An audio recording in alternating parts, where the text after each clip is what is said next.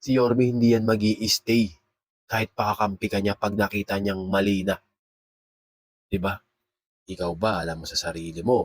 O, wala ka bang ginawang mali? Puro tama ba ginagawa mo? Mayor Lim, Vice Mayor siya. Kakampi niya nung una, nung hindi siya napagbigyan na tumakbo, kinalaban niya. Tapos si Mayor Erap, kakampi niya, siya pang nagdala kay Mayor Erap to run as mayor in the city of Manila. Nung hindi siya napagbigyan na tumakbo na mayor, inaway niya. Ito ang literal na paninira sa harapan ng social media. Sa lahat ng viewers dyan ng Manager TV, please subscribe and click the notification button. God first. What is up guys? Magandang umaga, magandang tanghali, magandang gabi. Luzon, Visayas, Mindanao at sa mga kababayan nating OFW. Panibagong topic tayo mga kababayan, panibagong video reaction. Eto, alam ko late na ako mga kababayan pero napanood ko, nakakabwisit. Kahit kayo mabibwisit kayo dito pero iba sa inyo sigurado napanood na ito mga kababayan. Regarding nga po ito sa sinabi ni Mayora na toxic nga daw po si Yorme, na inaaway niya daw po lahat nga po ng kanyang mga naging kaalyado dati, ng mga mayor dati, gaya ni Mayor Erap, Bagatching, Mayor Lim. Inaaway nga daw po ni Yorme. Ayun ang sabi ni Mayora, mga kababayan, sa isa niyang interview. Ngayon mga kababayan, bibigyan lang natin ito ng video reaction. At mag-comment kayo mga kababayan Babasahin kayo mga comment nyo. Ito mga kababayan, itong topic natin na to mga kababayan, ito ang literal na paninira sa harapan ng social media. Ewan ko lang kung ano masasabi nyo dito mga kababayan, pero sa akin, isang paninira to. Dahil hindi ko nga narinig si Yorme mga kababayan, na rektahang ganun na nanira kahit kaninong tao pa man. So ito mga kababayan, ipapanood ko sa inyo. Ito nga pong video na to mga kababayan. Itong video na to na sinabi nga po tungkol kay Yorme na toxic dahil mga lahat na naging kaalyado niya ay inaway niya. Ito mga kababayan.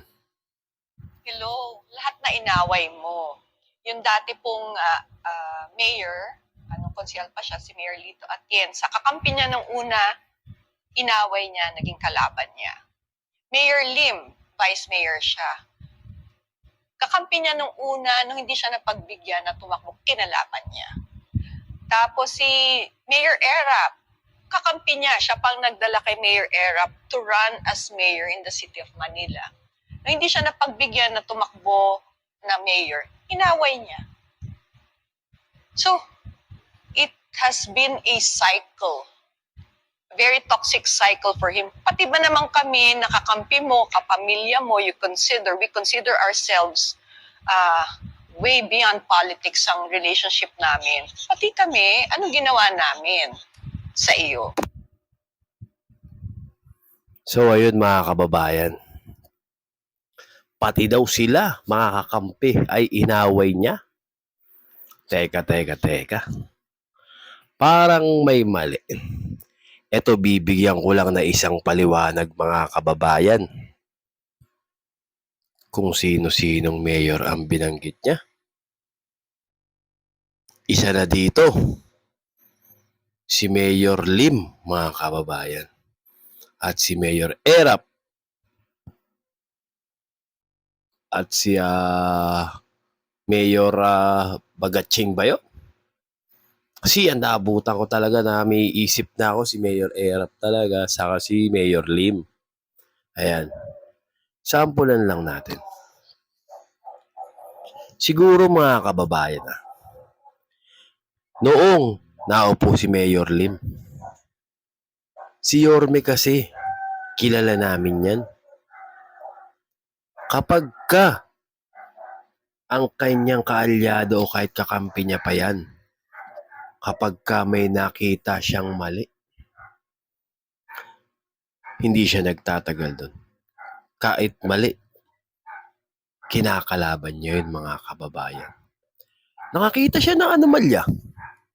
O nung panahon ni Mayor Era, alam natin yan, mga kababayan.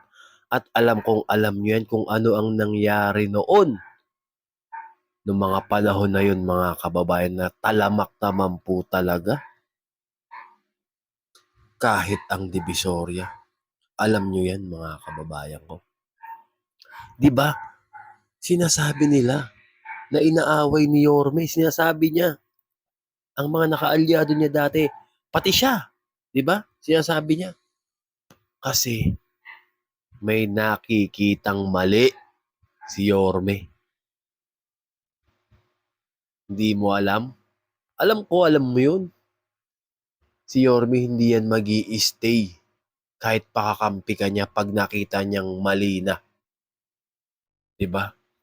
Ikaw ba alam mo sa sarili mo? Oh, wala ka bang ginawang mali? Puro tama ba ginagawa mo? 'Di ba? Puro ka pa paninira. Si Yorme, may narinig ka ba? Rektahan ka naman. 'Di ba, mga kababayan? O halimbawa, eto sample lang 'to, Ako mayor, si Yorme, vice mayor ko. Kunyari. Ako alam ni mayor na ni Yorme na may history ng corrupt. Pak. Halimbawa may history sa mga mga illegal, 'di ba? Si Yorme matino. Tatablayin ka talaga niya. Tablado ka. Kahit pa naging magkakampi kayo nung eleksyon o magkaalyado pa kayo, kaya kang tablayin niyan, 'di ba? Tsaka ngayon iniiyak mo na na hindi nagpaalam na baka pwede pagka hindi ako pinalad, pwede akong bumalik. Ganun pala yung gusto niya mangyari. Naku po, gusto mo mangyari ganun. Eto, taong bayan na mismo may sabi. Taong bayan ang naghikayat.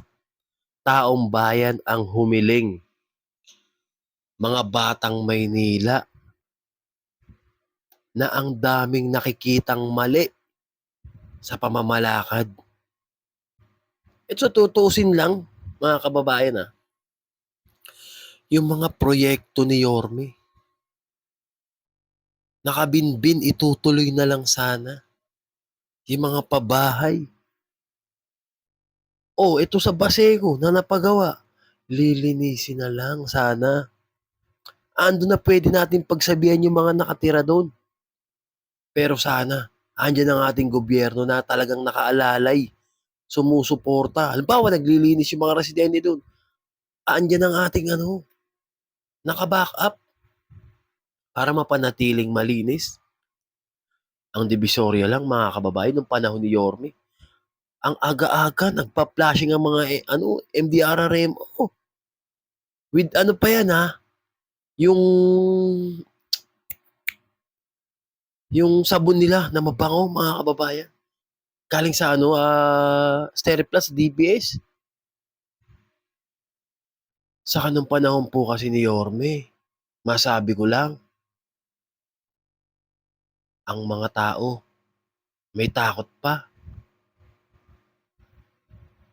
Ang aga, sabi mong alas 10, si Yorme nakikita kasi namin umiikot. Wala naman kami nakita sa'yo na umiikot ka. Si Yorme, yung mga nagiinuman dyan, pag umikot ang mga kapulisan, wala na yan. Ngayon, alas 2, alas 3, alam mo kang inuman, videokehan, nakakatakot maglakad mag-isa. Mamaya, makatagpo ka pa dyan ng masamang loob.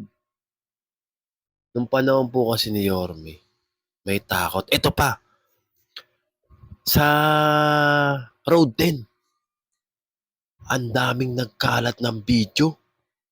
Yung mga umaakyat sa truck. Nako, Akyat truck, grabe mga kababayan ngayon, yung mga nakaw battery. Nung panahon ni Yorme, di ubra yung ganyan. Pag may ganyan, nako, eto, kilala niyo ito. Yari yan. Kay konsyal, ngayon. Tumatakbong konsyal ngayon. Dating malupit na polis to. Lalo pagdating sa mga masasamang loob, si Colonel Jun Ibay ng Rahabago. Grabe yan. Nag-viral yun mga kababayan. Yung hinuli nila na nanunutok sa road 10. Matindi kasi nung panahon ni Yorme, talagang ayaw niya ng ng mga ganyan. Alam naman natin yun, sample nga rin sa sabungan na sinugod niya, di ba? O alam niyo yun mga kababayan. Ang layo po kasi ng pamamahala ni Yorme sa ngayon. Kitang-kita naman ng taong bayan niya. Kaya yung itong taong bayan na ang humihiling, bumalik ka na. Ano ba naman si Yorme na para hindi niya pagbigyan ng taong bayan? Na meron naman siyang iniwan na maganda. Na meron siya iniwan na ipagmamalaki. 'Di ba? Na pinakikinabangan ng mga batang Maynila. Andiyan ang eskwelahan, andiyan ang ospital, andiyan ang mga parke, 'di ba? Sa totoo lang, mga kababayan, marami akong kilala ng mga empleyado. Dahil dati rin ako empleyado nung panahon ni Yorme. Ang dami nagrereklamo. Sa mga ospital lang. Nung panahon ni Yorme, punong-puno yan ng gamot, mga kababayan. Dahil ang asawa ko, doon nanganak, Osma, 2, parehas CS. Anak ko, kompleto. Ngayon, yung kakilala ko doon na nagtatrabaho, wala. Walang gamot daw, gaasa. Nako. Kaya tama lang, Yorme, na pagbigyan mo ang hiling ng batang Maynila. Na bumalik ka at yung nasimulan mo, tuloy-tuloy mo po. Nakasuporta kami. Handa kaming ipakita, ilabas lahat ng ginagawa mo. Ganun naman kami dati pa eh. Nakasuporta kami. Mga ino-open, groundbreaking, hanggang sa matapos na, pwede nang gamitin. Andiyan kami. Kasi nakita namin yung ginawa mo, Yorme. Nakita namin yung pagmamahal mo sa mga Manileño. Kaya sa mga naninira, Yorme, sa mga sinasabi nyo na toxic, yung toxic na sinasabi nyo, ang daming maipagmamalaki. Totoo naman. Kung usapan lang nagawa,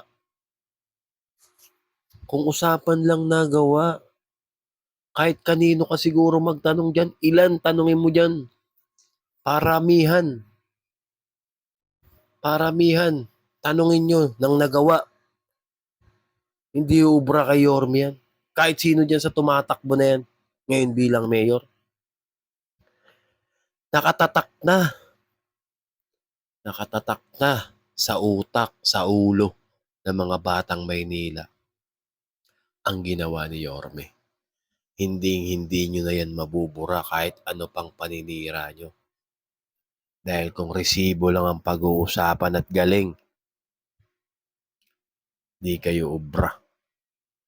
Dahil si Yorme, talagang nagtrabaho, ginampanan ng tungkulin nung alkalde pa siya ng Maynila. Capital Report, sinasabi niya lahat yan. Nag-a-update sa taong bayan niya kung saan napunta yung pera, kinastos. Kaya alam ng taong bayan yan. Kaya kahit saan survey pa kayo ng social media dyan, kahit pa survey ng kabilayan, di nyo tatalunin si Yorme dyan. Kasi yung mga batang Maynila, yung taong bayan, alam nila kung ano ang ginawa ni Yorme sa Maynila. Kaya kung ako sa inyo, ako, tigilan niyo yung paninira na yan. Walang magandang maidudulot yan. Tapos yung mga trolls nyo yan ng mga fake account na yan. Dami account. Puro Indiano, Vietnamese, Korean, Chinese. Pucha. Mga naglipa na. Kahit sa botohan ng mga survey online, mga heart, like, pucha. Puro mga dami account yung ginagamit. Pucha. Ay nako. Kaya mga kababayan, tulungan natin si Yorme. Sa mga kababayan nating OFW, napakaraming supporter ni Yorme na OFW. Kahit nung panahon pa, nung nakaraan, kahit nung national pa, napakaraming supporter ni Yorme na hanggang ngayon, mahal si Yorme dahil sa kanyang mga ginawa. So ayun lang mga kababayan, konting update lang. Maraming salamat sa inyong lahat. Sana suportahan nyo ako sa aking ginagawang ganito, pagbablog at pagsuporta kay Yorme Isko Moreno. Dahil alam ko, maganda ang adhikain ni Yorme para sa ating mga Manileño. Maraming salamat sa inyo. At syempre ako humihiling na mag-subscribe naman kayo sa aking mga social media account. Facebook, YouTube, TikTok, Manager TV. Maraming salamat sa inyo. Manila! God first. Thank you.